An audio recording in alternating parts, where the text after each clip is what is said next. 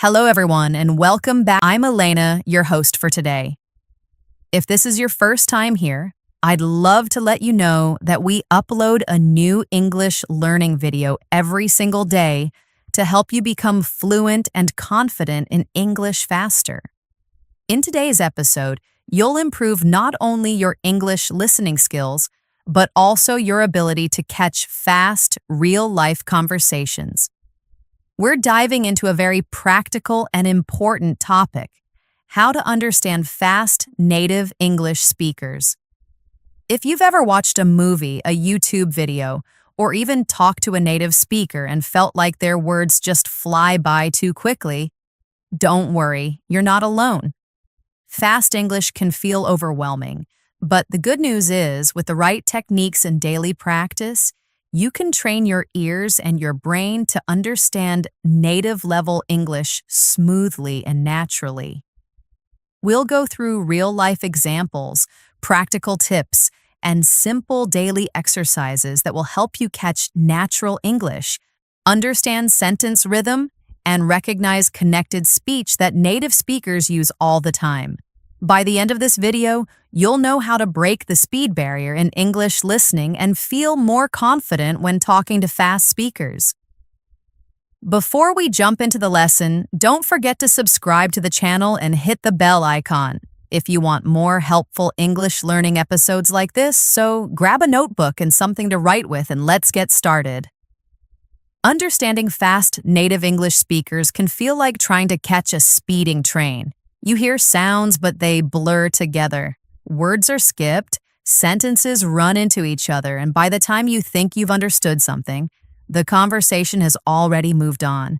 This is something almost every English learner faces, especially when they step out of textbooks and into real-life English. But here's the truth: fast English isn't impossible to understand. It's just different from what you've learned in traditional classes. Native speakers speak with a rhythm. They use contractions, they link words, they skip sounds that seem unnecessary to them, and they speak with emotion, speed, and tone. What you need is not just vocabulary and grammar. What you need is exposure, awareness, and practice. And that's exactly what we'll work on in this lesson. Let's first understand why native speakers sound so fast. It's not because they're trying to be difficult. It's simply the way natural language works. When people are fluent and comfortable in fast English, words get connected. For example, instead of saying, "What are you doing?" logically, a native speaker may say, "What you doing?" Instead of "I am going to," you'll hear "I'm going to." These shortcuts make conversations flow faster and smoother. That's why even though you may know the words, when you hear them squished together, your brain doesn't recognize them quickly. Native speakers also use stress and intonation differently. They emphasize some words while swallowing others. For example, in the sentence, "I didn't say he stole the money," depending on which word is stressed, the meaning changes completely. So, understanding fast English is not only about hearing all the words, it's about catching rhythm, stress, and patterns. Now let's talk about connected speech. This is one of the most important reasons why fast English sounds hard to understand. Connected speech means that when people speak quickly, they join words together in ways that sound different from when you read them. For example, "Do you want to eat?" becomes "Do you want to eat?" and "Could you help me out?" becomes "Could you help me out?" The sounds blend. Sometimes letters are dropped, like the T in "want to," and sometimes new sounds appear between words, like a I sound or a soft ch. This is completely normal in native conversation, and the more you listen to it, the easier it becomes to recognize. Let's try a simple listening practice together. I'll say a sentence slowly first, then naturally. You try to hear the difference. First, slow. "Did you eat already?" Now, naturally. "Did you eat already?" Did you hear that change? Did you becomes did ya. Try repeating it after me. Did you eat already? Let's try another. Slow. What are you going to do? Now fast. What are you going to do? Try repeating it. What are you going to do? These may seem difficult at first, but repeating them daily helps your ears get used to natural patterns. Listening and repeating is one of the best ways to improve. You don't have to understand every word at first, just start by recognizing the pattern. That alone will give your brain a huge head start in future conversations. Now here's a helpful exercise you can do every evening. Take a short conversation clip from a movie, TV show, or a YouTube video. Listen to it once without subtitles.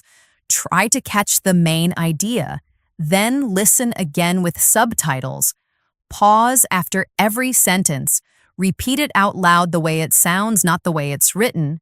Try to copy the tone, the speed, and the emotion. This kind of shadowing practice is one of the most powerful tools to improve your listening and speaking at the same time. It trains your mouth to move like a native speaker and your brain to listen in real time. Remember, when you only read English, your eyes lead the way, but when you listen, your ears take control. So give them the exercise they need. You can also start noticing common contractions and informal phrases. Instead of, I do not know, native speakers often say, I don't know. Instead of, let me help you, they'll say, let me help you. These small changes add up to a big difference in how English sounds in real life. And here's something important. Don't worry if you can't understand everything right away. Even native speakers sometimes miss things when someone speaks too fast or unclearly. Your goal should be progress, not perfection. Every time you understand a new phrase, your brain builds stronger listening muscles. A great daily practice you can do is what I call the 1-minute rewind. Choose a 1-minute video in English, something with native speakers. Watch it without subtitles, then rewind and watch again. This time, focus on one sentence. Try to catch every word. If you miss something, rewind again. Pause after each sentence and repeat it out loud. The key here is to train your ears slowly. 1 minute a day may not sound like a lot, but if you do it every day for 1 month, your ears will be stronger, your reactions will be quicker, and your understanding will be deeper. Now let's talk about real-world English, the kind you hear in cafes, on the streets, in movies, or during conversations with native friends. This English is not always clean or formal. It's full of expressions, slang, and natural messiness. For example, you might hear someone say, "Let me grab a bite," instead of, "Let me get something to eat." Or, "I'm gonna head out," which means, "I'm going to leave now." These are everyday phrases that may not appear in textbooks, but they are used constantly in real life. And the more you get exposed to them, the better your understanding becomes. To train your brain for this kind of English, try watching shows or videos where real conversations happen. Choose content with subtitles first, then move to videos without subtitles. You can even try listening to podcasts or audio clips while doing daily chores like cooking or walking. Immersing yourself in real spoken English every day will slowly adjust your ear to the speed and rhythm of native speakers. One very effective method to improve listening is called dictation practice. Here's how it works. You play a short audio clip, just 1 or 2 sentences. You listen carefully and try to write down exactly what you hear. Even if you miss some words, don't worry, just try your best. Then play it again and fill in the missing parts. Do this 2 or 3 times until you think your sentence is complete. Finally, compare it with the transcript or subtitles. This simple exercise helps you notice which words are difficult to catch and why.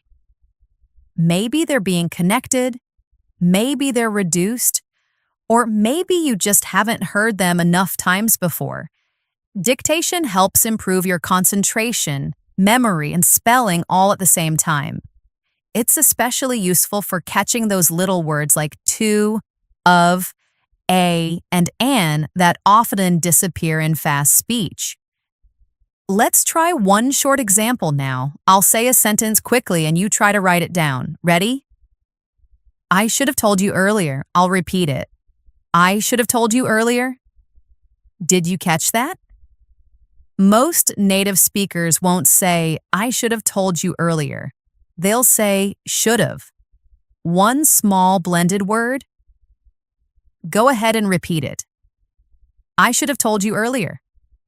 That's how real English sounds.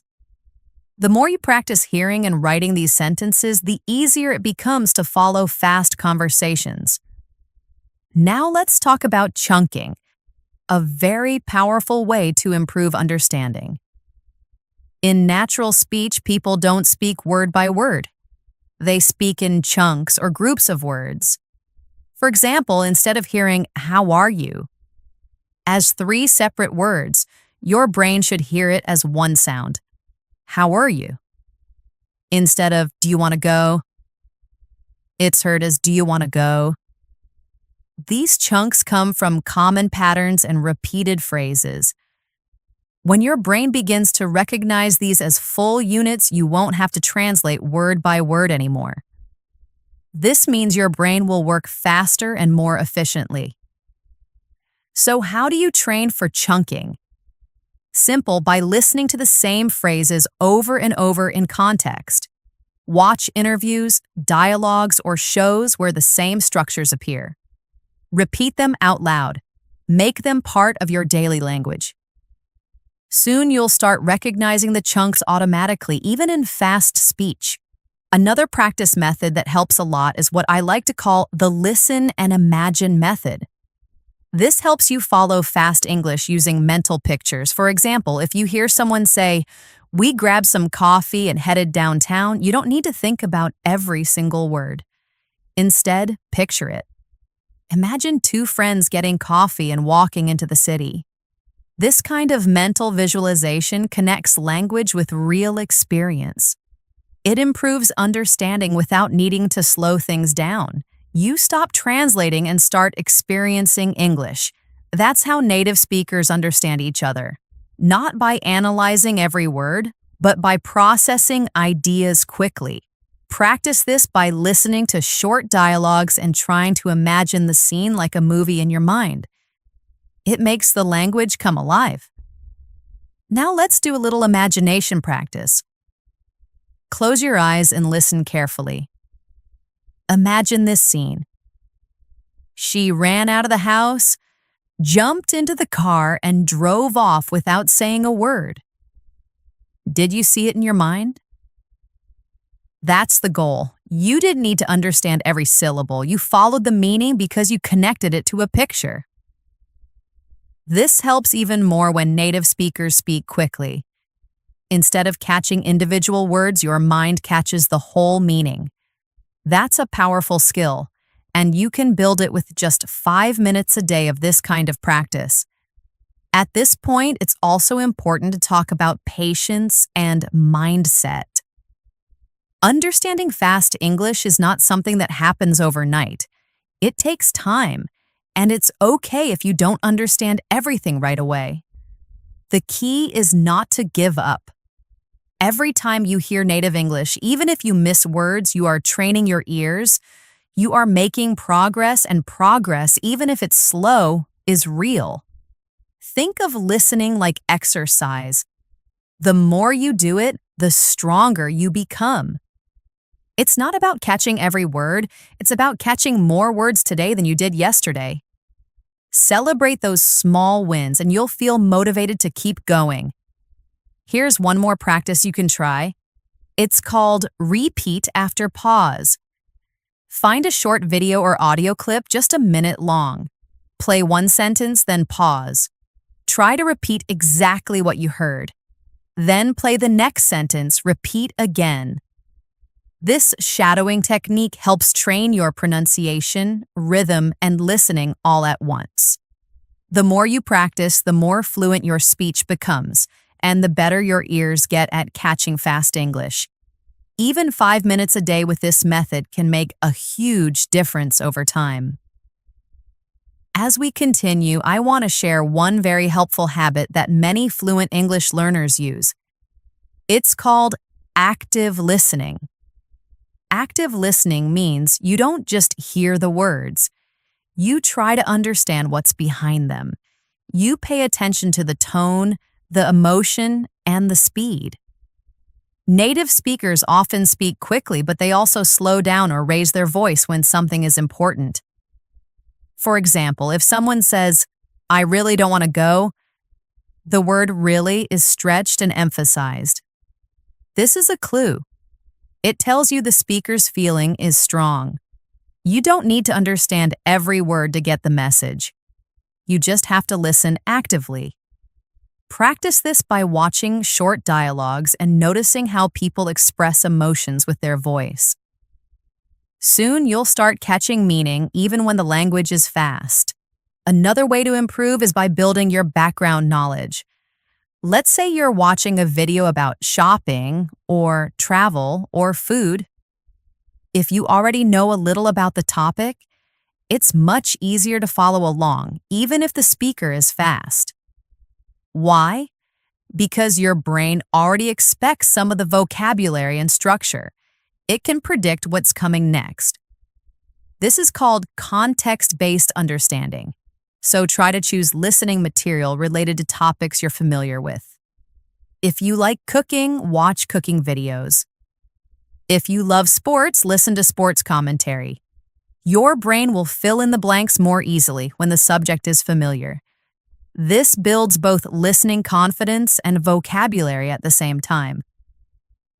Let's do another small exercise to apply what we've learned.